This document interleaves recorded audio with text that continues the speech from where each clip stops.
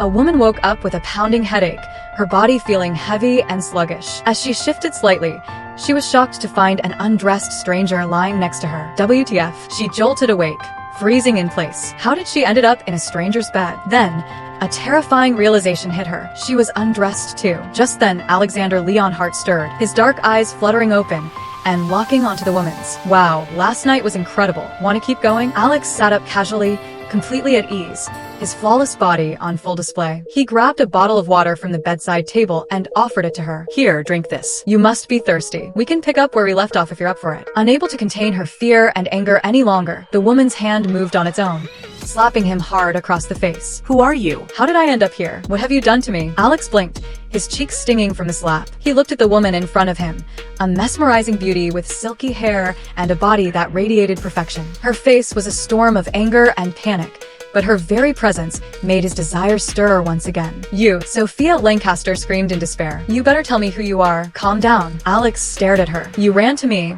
and asked me to sleep with you. Don't you remember? Impossible, Sophia denied, shaking her head vehemently. It was impossible that she would chase after a man, especially a stranger. You must have done something to me. She felt the rough texture of the blanket against her bare skin. Confusion and fear swirled in her mind as she looked around the room, her eyes darting frantically. The man's old military backpack and plain clothes caught her attention.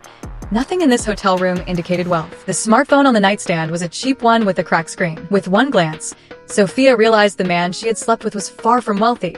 Just an ordinary man who struggled daily to make ends meet. Watch your accusations, Alex said calmly. I'm a gentleman, and I would never force anyone. You were the one who came to me, hugged me, kissed me, and begged me to sleep with you. Liar. Sophia's eyes wide opened in agony. This is my hotel room. You can check the CCTV if you want, see if you came here, or if I kidnapped you. Sophia didn't believe a word the man was saying.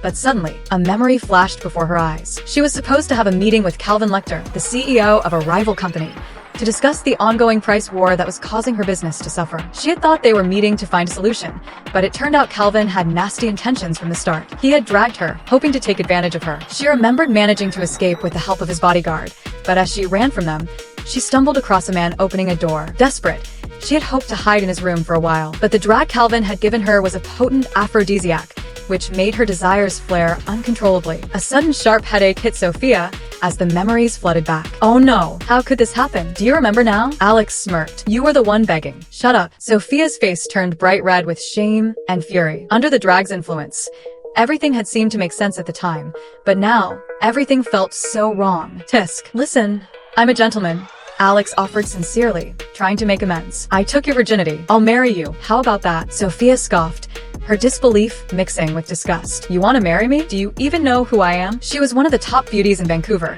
with a rising career as a young CEO. Wealthy men were something she'd never run out of, and yet here was this poor man, trying to use this situation to bind her with marriage. He was clearly just another parasite, hoping to latch onto a wealthy woman like her and live off her success. Well, I just arrived in Vancouver this afternoon, so I don't know anyone here yet, Alex said earnestly. But I can assure you, you won't need to worry about anything for the rest of your life if you marry me. Sophia scoffed again, her disdain clear. With your old military backpack and those scars on your body, I guess you're some low-rank soldier, just returned from a war zone. Your 1 month's salary wouldn't even cover my expenses for a single day. And you dare ask to marry me? Sophia was furious. How shameless this man was. Believe me, Alex said, his voice low and firm, I'm not what you think. I'm more powerful than any man you've ever met. You're truly unruly, uneducated, and nothing more than a frog in a well, thinking you're so great. Sophia scoffed with disdain. That's why I despise talking to someone as lowly as you. Alex chuckled. Believe me, I am trying to be honest here. You? A powerful man?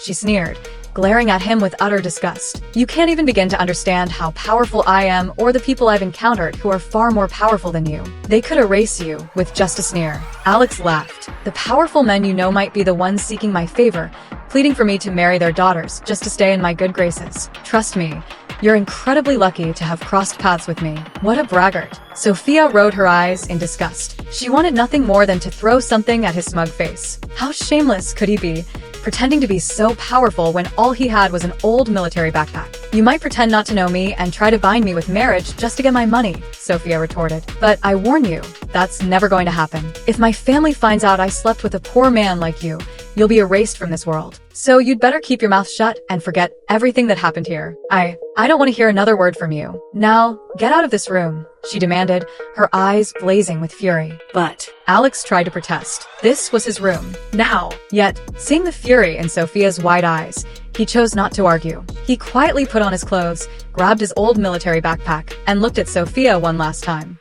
Get out. Sophia's yelled at the top of her lung. All right. In the elevator, Alex sighed, running a hand through his hair. He knew the woman was under the influence of a cruel aphrodisiac, one that would end her life if she didn't sleep with a man within the hour. If there were any other way to save her, he would have done it already. But that kind of sinister poison had no antidote. What the hell have I done? I came here to meet my fiancée, but before even meeting her, I've already slept with another woman. Maybe this is what they call a legendary bachelor party. As Alex walked out from the elevator into the lobby, it was around 5 in the morning. The hotel was quiet, with only a few people scattered around. Yet, as he crossed the lobby, a group of men in black, about 40 of them, suddenly appeared, forming two lines and bowing deeply as he passed. He glanced at them with little interest, his expression one of boredom, as if this was something he was long tired of. A middle-aged man stepped forward from the group, kneeling before him in a knight-like stance. I am Alfred Kingston, at your service, young master, the man declared with reverence.